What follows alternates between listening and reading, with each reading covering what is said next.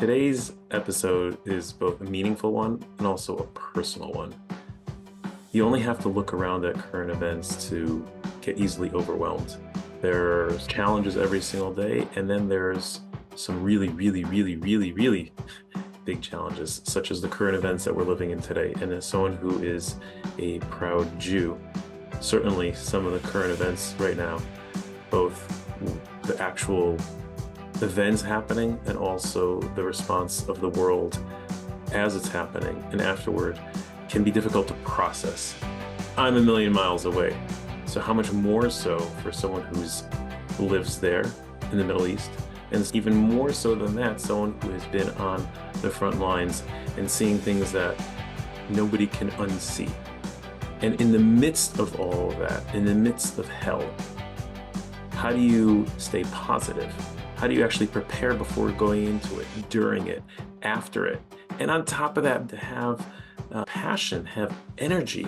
In this episode, we're going to have someone who has done just that.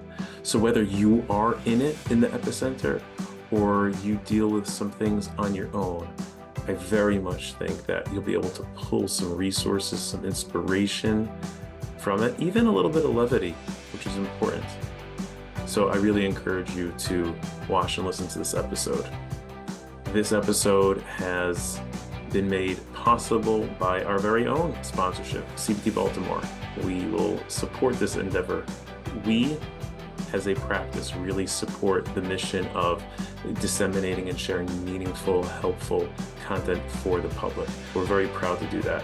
If you do enjoy, please take just one moment, whether you're watching this on YouTube, like and comment.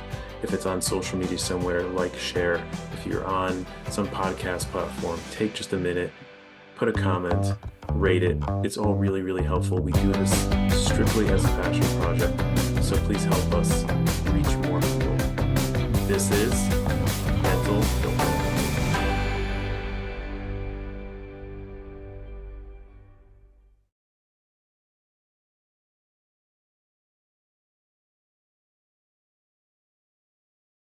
All right, welcome back, everybody, to Mental Filter, where we have the opportunity to talk to interesting people about interesting things, all through the lens of mental health.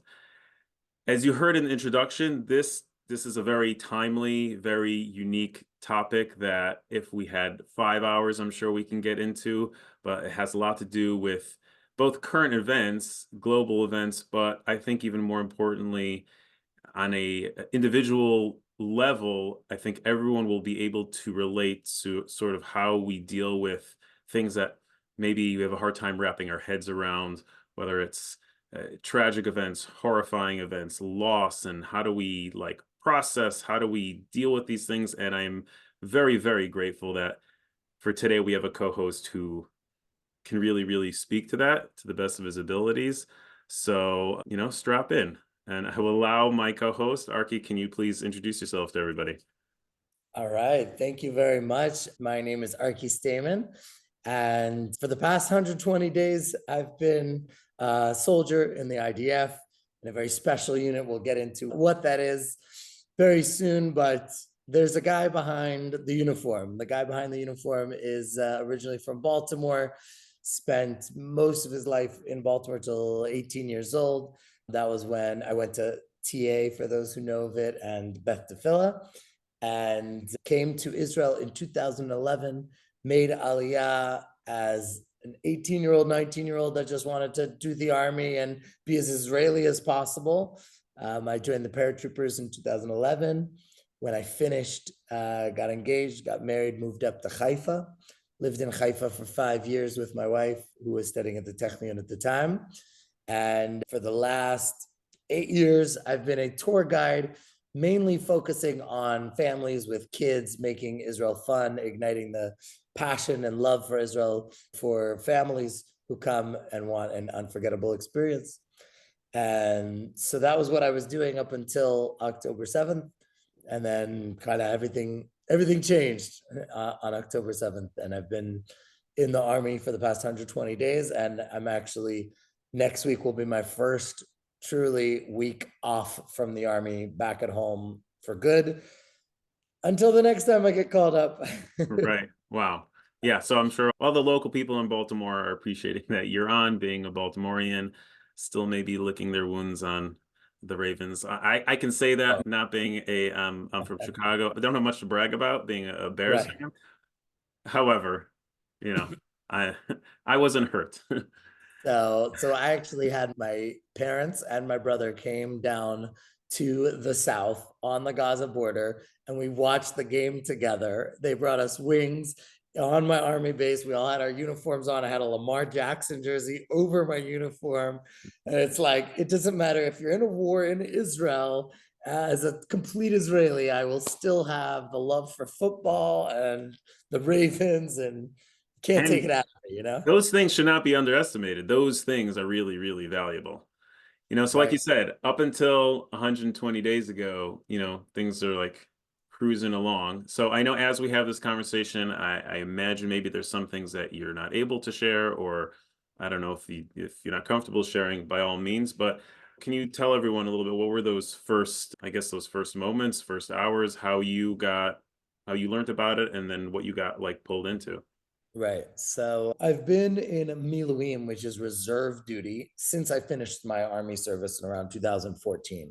And every year we have training exercises where we spend about a week to a month, depending on the year, doing training exercises in our field of work. Our job is to make sure that any fallen soldier or civilian in war or in a battle we go in and we make sure that they're brought back, so we don't leave anybody behind, even after they've been killed. And that's kind of our mission.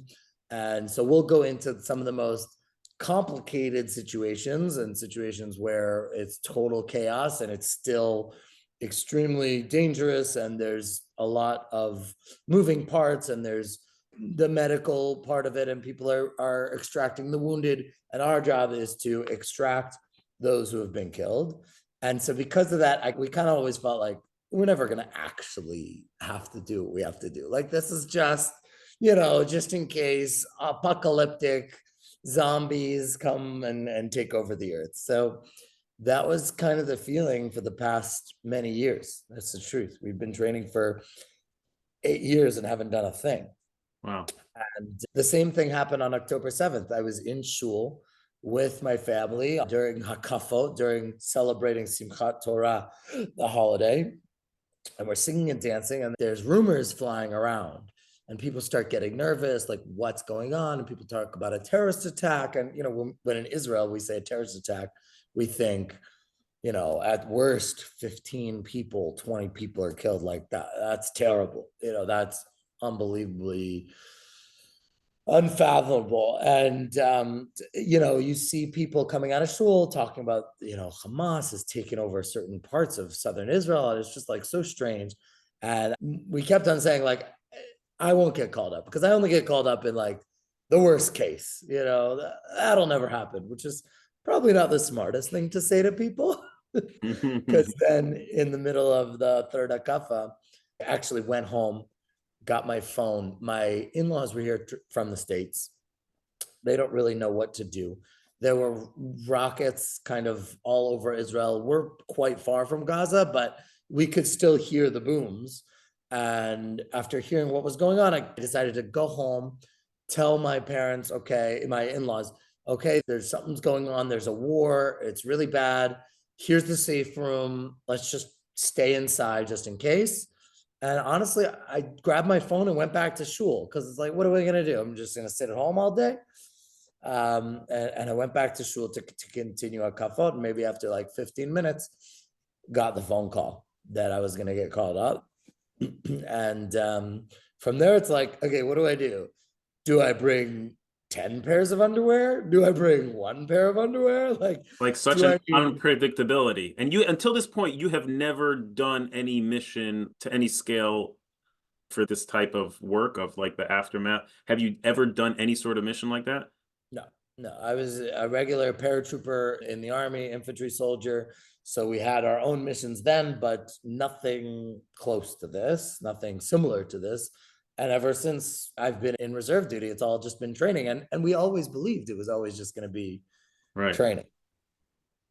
So that beginning was just like so unknown, right? So it's like, how do I say goodbye to my family? Like, am I like, see you for a month? Am I going into war right now? Am I going to a base to wait for a few days? Like, nobody knew a thing. And so that was like a really, like, it was weird, you know, what you have the logistics, you also have the like goodbyes, and it's just this, you also don't know, am I rushing? Do I have to be out in the next 10 minutes? Do I have a few hours? Like, nothing. You just There's know. no way to know how to respond or how to prepare. It's like human beings tend to not want like unknowns. And this is Right. like compounded unknowns. Right. Am I going into danger? Am I not going into danger? Like what's happening? And I think that's hard not just for me, but like for my family, you know. I have three kids, a 5, 3, and a 1-year-old. My 5-year-old saw the rockets, heard the booms, asked me on my way home from school what's going on. I said there's a war. She's like, what's a war? Like when people are fighting, she's like, well, why can't they just use their words? Like she says, who are you fighting against? I say, the Hamas. I say, why can't the Hamasim just use their words? Like, it's so innocent. You realize, Yeah. like, you have no idea how to explain to people, to kids, like, people are trying to kill each other over here. It's crazy. Yeah.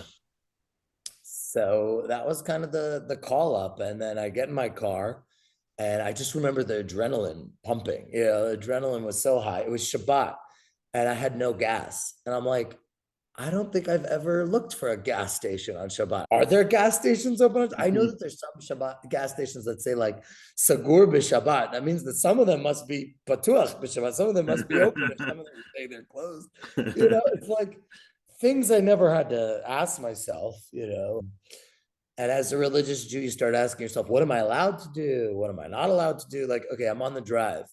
Can I turn on the radio? You know what I mean? Right. Like, I don't have, right? As religious Jews, we're only allowed to break Shabbat if it's for potential life-saving issues, right? So, on the one hand, me getting in the car, filling up my gas, and going is no question life-saving. Calling up my friend who also lives in my town, who's in the same unit, and like, can I take you? Yeah, that's all fine. But like, I don't need to hear the news. This is like the most important day of all of Israel's history to listen to the news, but like, do I really need to be? Those kind of questions are Sure, there running were through your head. 1,000 of those along the last 120 days. Oh, for sure, for Yeah. sure. But this was just so, so soon, so recent. And I got to base, I got to the main army base where like all our logistics is, all our equipment is. And even then, you're waiting around getting your gear. Like people are watching the news. Not everybody's religious. Like you kind of want to, it's like on Yom Kippur when the World Series is on, and you're like, I Yeah. want to know, but I'm not supposed to. You know what I mean? Yep. So it's a lot of that. And that goes back to the whole, unknown of like, as people, we want to feel like we understand what's going on. And as the numbers just go up from 50 people who are killed to 100 to 200 to 300, you start saying, like, it can't get any more than that, right? This can't get any worse.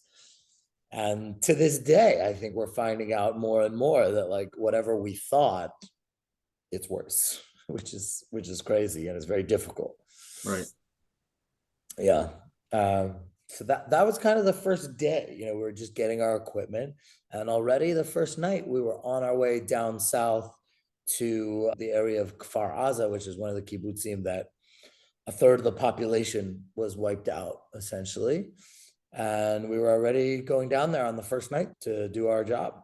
Do you remember like what it felt like as you're driving down, and then those first you probably can't unremember some of the images that you saw when you got there, but do you remember what the experience was like going down and then your first hours there?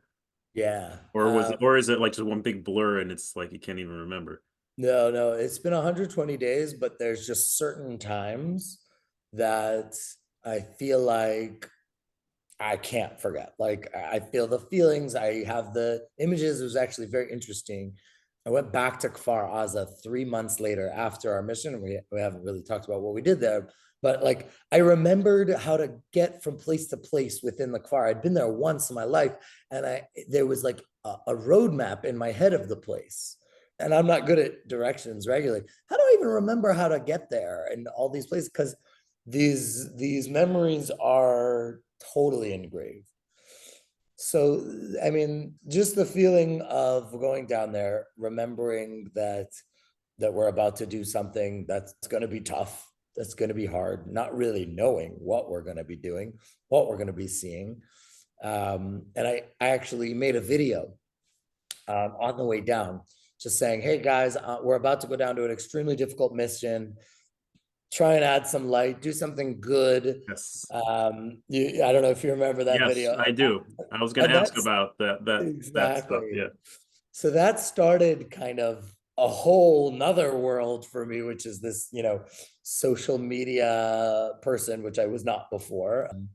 And that kind of blew up, but I didn't know that at the time. Honestly, that was a video made for my family. Like I didn't even think to send it to the world. And we went down, and as we were going down, we were singing songs.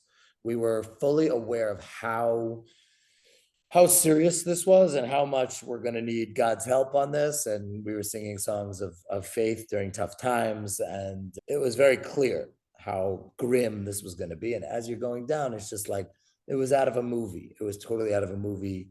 Smoke everywhere, and you're going down a road, which just, the only thing I can explain is like watching these end of the world movies of Apocalyptic. very apocalyptic cars on the side of the road, and you just see the aftermath. And we're talking like you're driving for about 20-25 minutes seeing this apocalypse. Like it's not a one, when you think terrorist attack, you think one location.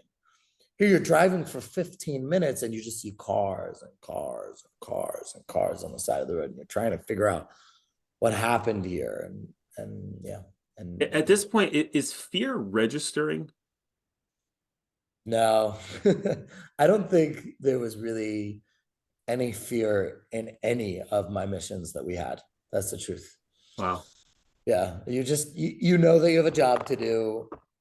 You also, because we're not really in charge of the safety, we're all combat soldiers, right? We are all trained to go into battle. We're all post combat. So we all know what to do just in case, but we always have 360 around us, somebody protecting us. So because of that, we're just focused on what we have to do. Uh-huh.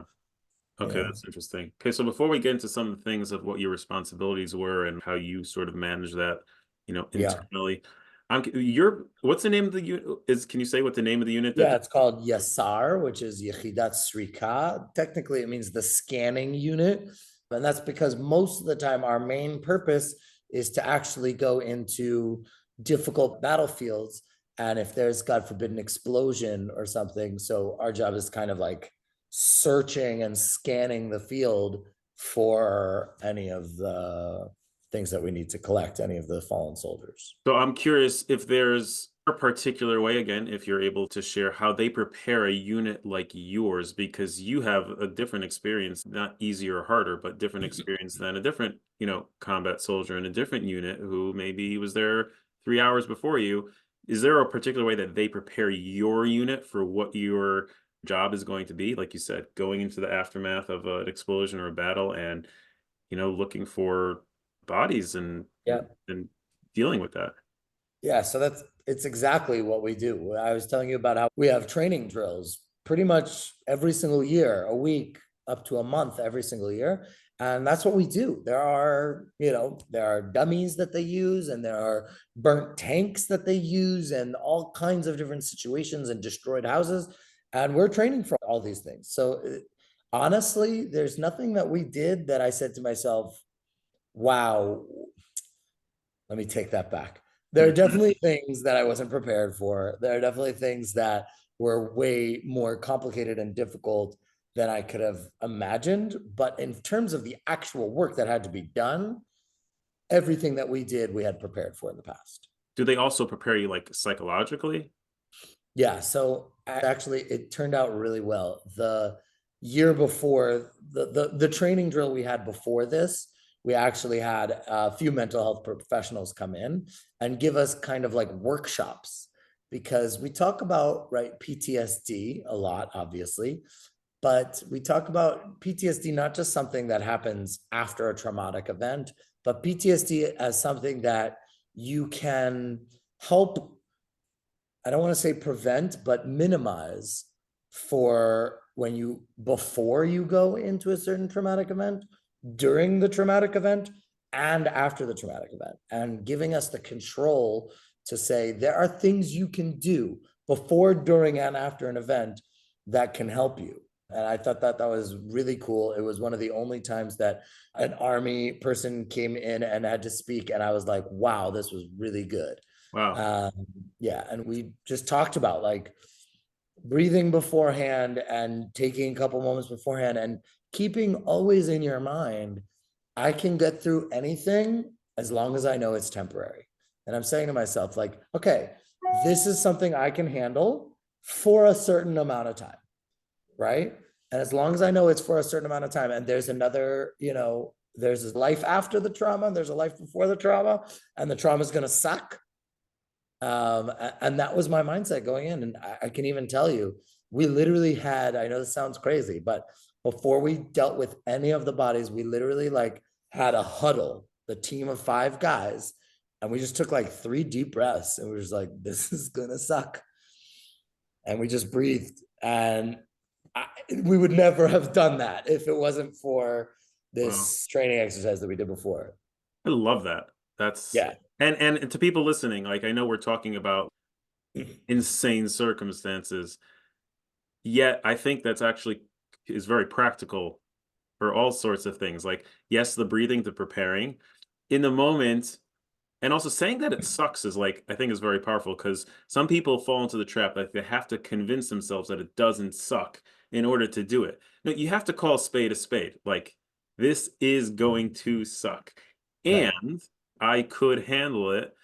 And you're almost like compartmentalizing it. Like, there's an end. Like, if you look at things that almost that have no end, and who knows how long, and it's so much, and there's so many bodies, and I don't know how long it's gonna, when you have like a mile marker or something, that okay, it ends, and then okay, then another end, and then another end. I really, that's wow, sounds Which great. is why, in a way, I'm much less worried for my unit.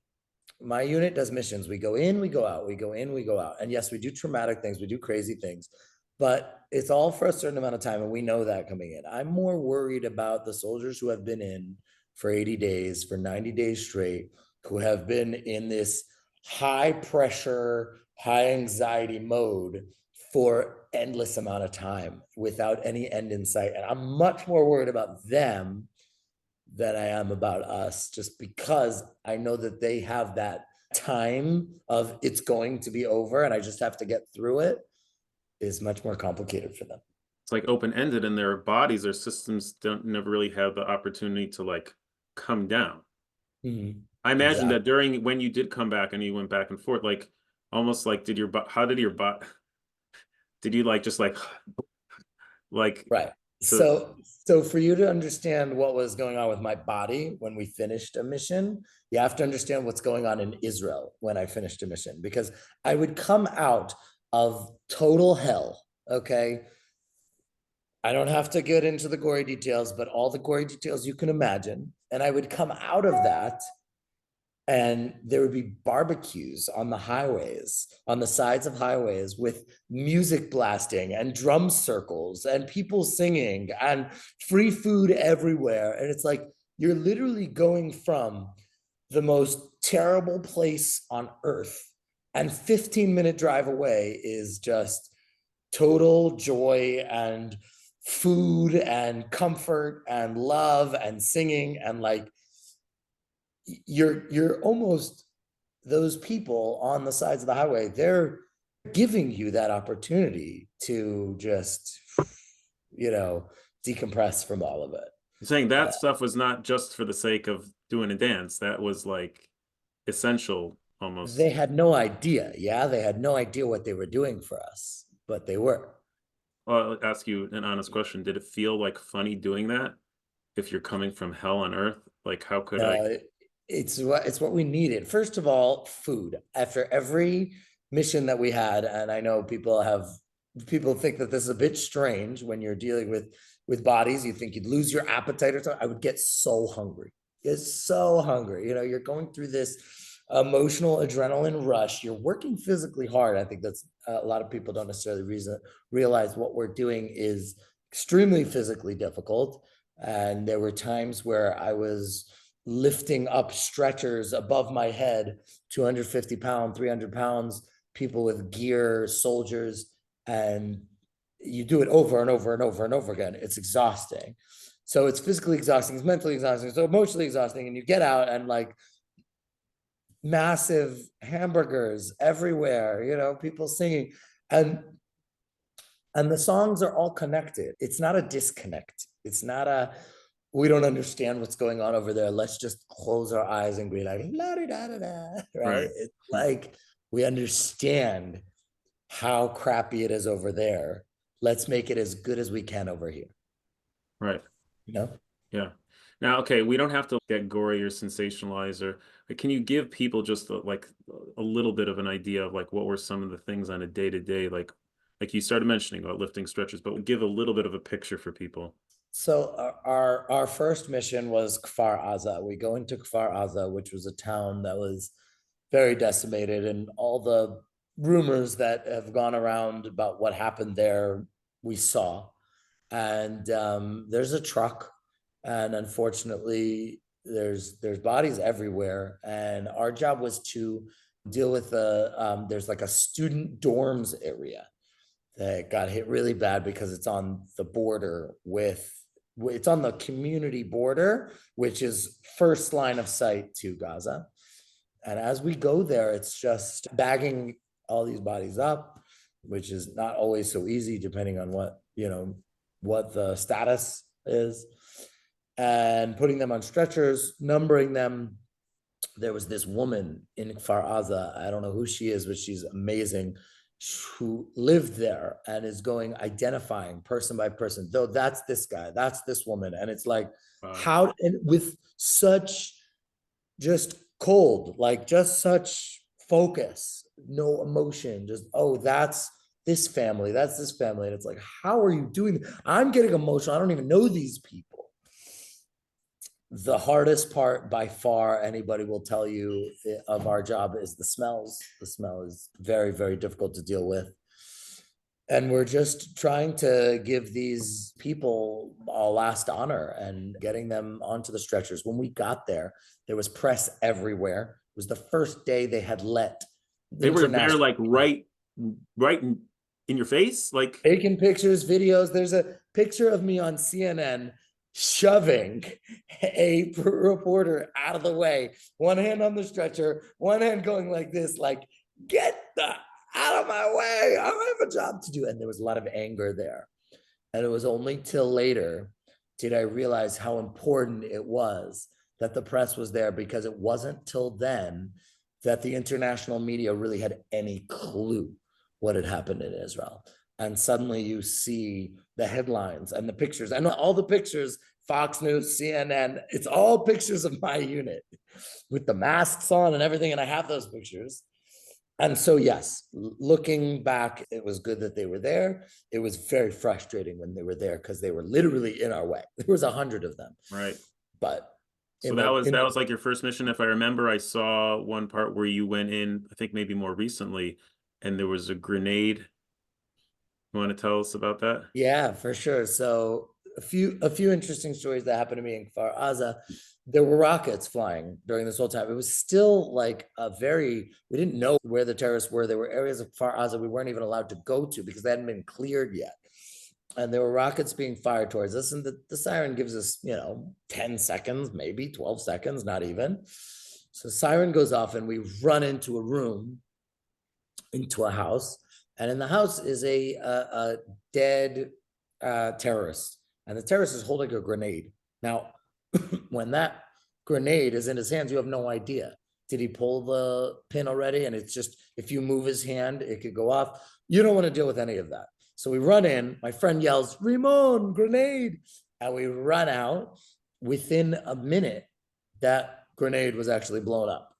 So thank God we got out of there in time. It's just one like every few minutes, something like that was happening.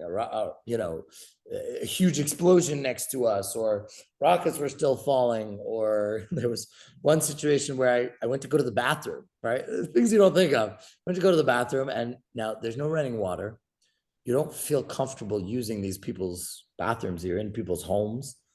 So I went by a tree, as Israelis love to do, and I was going by a tree, and the siren goes off. Now you have like 10 seconds. I had just started. I didn't have enough time to finish. And I wasn't gonna run anywhere because, So I just kind of as is, put my helmet on, lay down, and I'm just laying there, going like this over my head, trying to finish the job that I had started. It's like, sometimes you just gotta laugh. And I think that the truth is that if anybody makes inappropriate jokes about everything that we do, it's us. There's a lot of laughing in our unit. We have a lot of fun in our unit between missions, not during the mission, of course, we're all very focused, but we understand you have to be able to find the humor in all of it. 100%. Yeah. That's something that I try to do. That's something that a lot of my friends definitely true for all of us. Now, you said, was there a moment that where, like up until a certain point, it feels like surreal? Was there like a certain moment where it like really like dawned on you, like what the hell is actually going on here? Yeah, I think the drive down is when you start to realize the scale, right? Because if you're in a certain place dealing with, a certain, you're like, okay, this is small, but the drive down just makes you realize what is happening here. This is like a whole apocalyptical movie. But the truth is, I have to say that when we're in Kfar Aza, when we were working, there was no emotions. There was no thinking about what's going on in the rest of the country. There's no thinking about how grand this was. This was just like, you have a job to do. And the job is it's very logistical. You gotta be able to do your job and just like focus on it. So this actually leads to a question that Yeah. I had, and this is like, I think this affects people who are there, people who are not there. When did you start to realize sort of what you said when news got out, and then you start to get exposed to opinions and denying and twisting and like all that mess? And I hesitate to say this out loud, even sometimes it feels that there's the horrible tragedy that's not over yet, and then there's the response or lack of response or whatever you want to call that part. And sometimes I can just speak for myself, and I'm curious about for you and for other people who are in Israel or in the army in your unit. Sometimes it feels like that almost hurts more. If again, I hesitate to say that. I don't want to sound insensitive, but it's like or scarier almost. So when did you start, you and your unit, when do you start to realize like how the world is seeing this? And then you mentioned anger before. um how do you guys deal with all that? Right. So I'll give you two different answers. Answer number one is we all have our front lines, you know what I mean? And you are much more on the front lines of people's opinions and world opinion of Israel than we are. And I am much more on the front lines of that than my Israeli friends are. For the average Israeli soldier, the world could go to hell. It doesn't really matter. We know what we're doing is right. We don't care how big the pro-Palestinian protest in New Jersey is. It just doesn't matter. And in a way, that's your battle, not ours. I'm somewhere in the middle where I both belong to the international Jewish community and I'm on those front lines, especially on social media. And I've gotten tons of hate on social media. And as well, I'm focused and I'm know what I'm doing is right and I'm not letting it bother me. So it is really painful when I see these things and I try not to let it bog me down. But I would say that I'm much more bothered by it than the average soldier is. Most soldiers, most Israelis, okay, yeah, it'd be great if the world liked us a little bit more, but we got to do what we got to do. And soldiers, especially soldiers in the middle of war in Gaza, I could tell you if there was like the prime minister of Israel got switched out with another guy, we wouldn't even know about it. You're so disconnected. You're doing your thing there. For us, it's a little different. We're going in and out. So we're both connected to the outside world and connected to what's going on in Gaza. So I'm not going to lie, it hurts, it's painful. And I totally agree with you that for you, that's almost scarier. And also for me, I think it's almost scarier, but I don't think the average Israeli, the average soldier cares. He really doesn't. Okay, Yeah. well, it's, you know, when you feel strongly, you're on, you know, to put it simply, you know, there's good and evil, and if you can firmly say that, listen, I'm with good, you can shout and yell and cry and scream, but like I stand for good and I'm going to continue. Right. That's it, Right. you know. Right. And that's kind of how I felt when we went into the missions. We were seeing the extreme evil, and then we'd come out and immediately see extreme good. And it was so like the extremes were so next to each other, were so clear. It was just, it Right, was an intense extreme evil and extreme good. right. So speaking of good, whether Yeah. you knew it was going to happen or not, but there was this like explosion, no pun intended there, of really positive energy coming through from that, you know, from that very first video that you posted. And if people don't know it, I'm sure you can easily find it. And that sort of like evolved, and you know, there's lots of people who were, I guess, inspired and motivated. So tell us a little about the evolution of that, but also like in a way, it's a little bit of like a, I don't know if it's a compartmentalization. It's like on one hand, here's hell, and on the other hand, here's let's be positive and let's, you know, energy and like so Right. the person behind it. I'm curious to hear Sure. the inner Uh, working. yeah, so like you said, it came a little bit out of nowhere for me. And I just put out those first few videos of like, hey guys, let's just do something good, because I really felt like the American supporting Israel world was so confused and so scared and did not know what to do. Like, what can we do? You know, we're going to send money, we're going to send gear, we're going to daven, we're going to do some prayers, but like, then what? You know, so I started giving out these little missions. Like, here's ways you can help. You know, here's the messages, lessons that I've learned from the war and for what I'm doing. And if it's helped me, it can also help you. Um, so I kind of started by doing it for you guys. And in the end, it actually ended up the opposite, where you guys were giving me so much koach, so much strength. So I've been posting on my Facebook and on Instagram, Israel with Arky. You guys are welcome to go check it out. And the videos started out as like things, ways you guys can help, but the amount of meaning that I get from everybody messaging, you know, we're with you and I can't imagine what you're doing. And thank you so much for the messages. It's given me strength. And it's kind of been like, I have been able to lean on that as the source of good in my life to escape the craziness of the army. And like we talk about, social media is not real life. Well, I needed it to be not real life. I needed to be that escape. And I just noticed people were just scrolling and scrolling and scrolling, and everything was just so terrible and depressing and sad. It's like, and I do the most crazy things. I have all of the content for the most depressing, sad page I could possibly imagine. And I was like, we don't need another one of that. Is that really what the Jewish people need right now? Like, no, we need to put a smile on. We need to make a joke. We need to rock the house on Shabbat and have wonderful tefillot together. We need unity.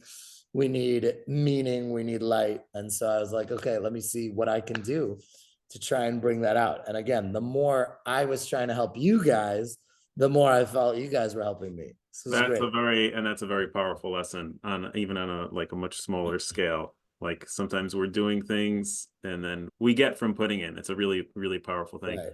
I think now a lot of people are coming to Israel, right, on these missions, right? And the missions are all about giving chizuk, giving strength. And like, Ask anybody who comes back from it, they're like, we gave a little bit, but we got a ton. And I Right. think Yeah, that's that is powerful. I know we're going to run up against the clock soon. There's a couple more, I think, really valuable things. And you mentioned earlier about kids, yeah. and I'm sure it's spoken more in Israel or in certain circles. It should not be underestimated. You know, you have the people on the front lines, right in the epicenter, then you have all the families and the Mhm. wives and the kids and the parents and the brothers and the sisters. So, I mean, I guess to whatever level you're comfortable talking about, like how, and everyone I'm sure makes missteps because I don't know if there's a right or a wrong way. How do you communicate with family? How do you communicate with kids on like what's going on when, you know, to a regular logical person like this doesn't make this, you know, it's hard to wrap your head around it. Then let alone to ask a 7-year-old to wrap like, so what has that been like? Right.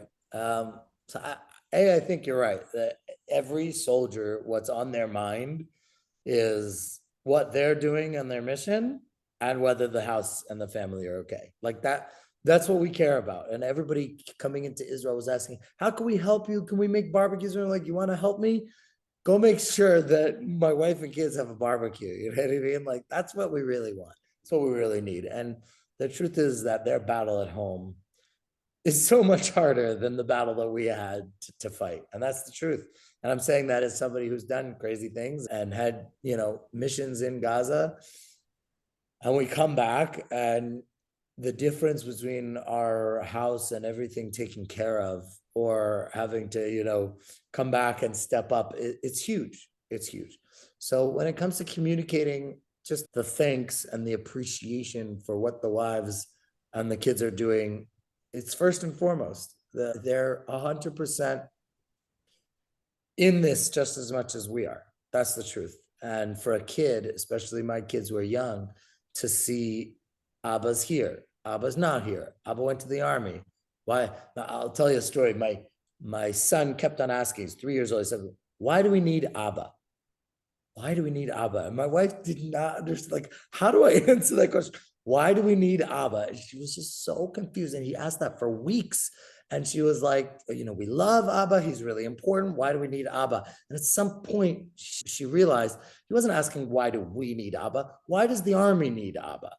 You know what I mean? Like, he just doesn't understand. Why does the army need to take Abba from me? Like, I don't get it. And it's still hard. It's still hard. And they put out this beautiful book. I don't know if you can get your hands on it. I don't know what your level of Hebrew is. What's the book called? Do you remember?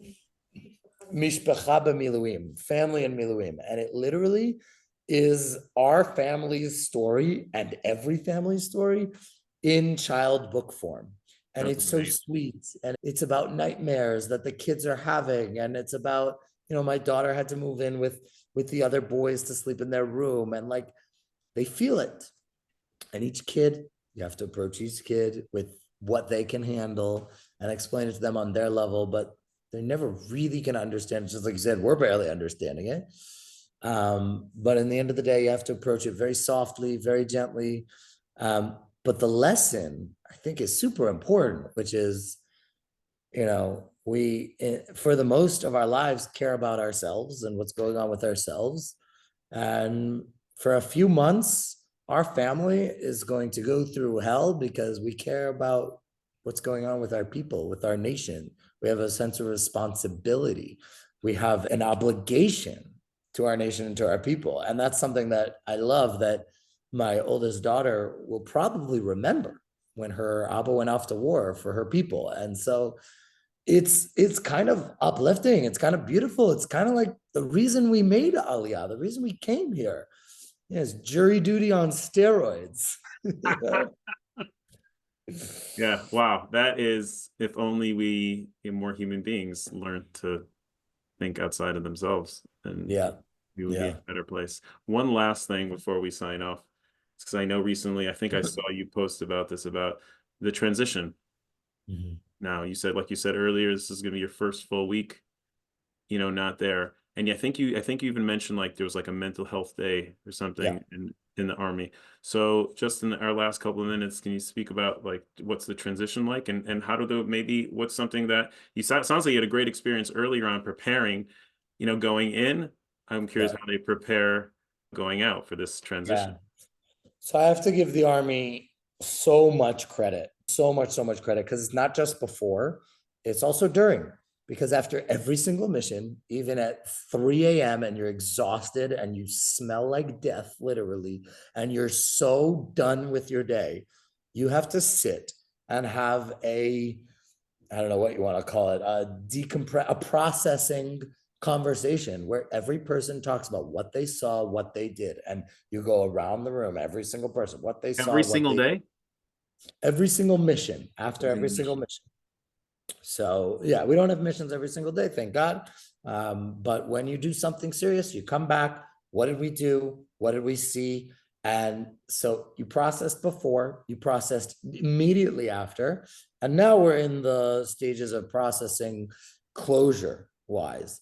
And we did a bunch of activities. I'll give you an example. We made a timeline of everything that happened in the war. And we're each given 2 stickers. 2 green stickers, 4 stickers, 2 green stickers and 2 red stickers.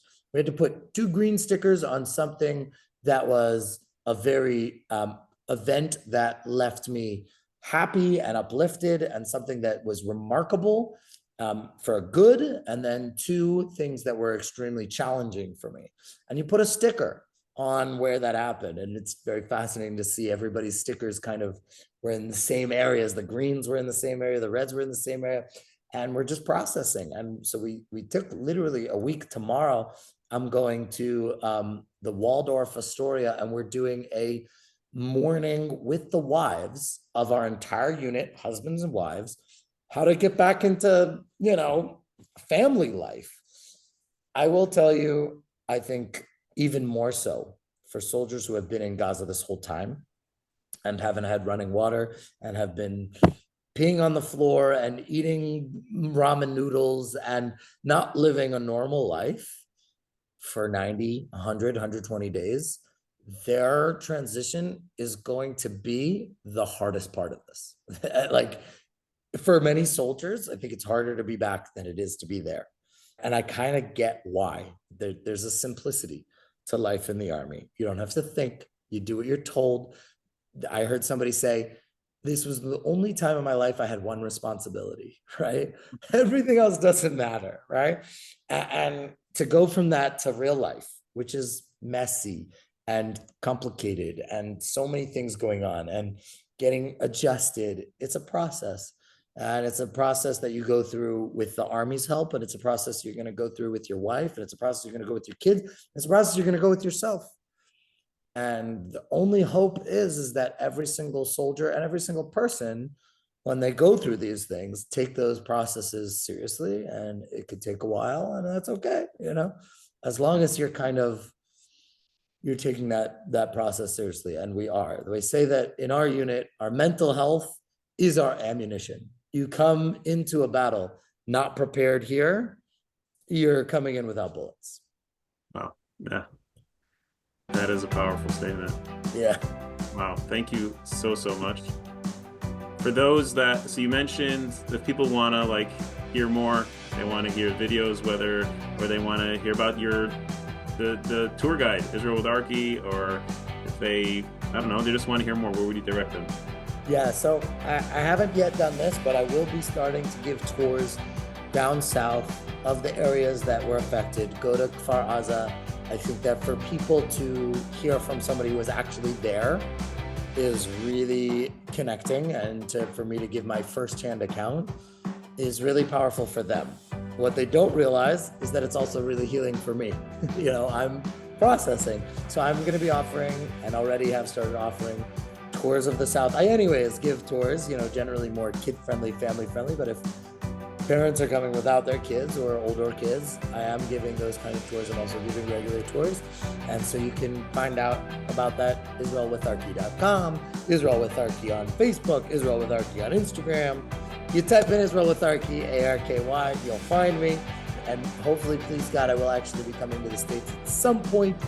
I would love to start some sort of speaking tour where I will, kind of like what we just did, talk about things that I learned, things that you guys can learn from lessons that I experienced in Gaza and the last period of time. I think they'll be very powerful, very meaningful and very useful. So, yeah. Thank you so much. And maybe another time we'll talk about needed to work out. Please God. Please God. All right, Okay, wonderful. Thank you so much for having me.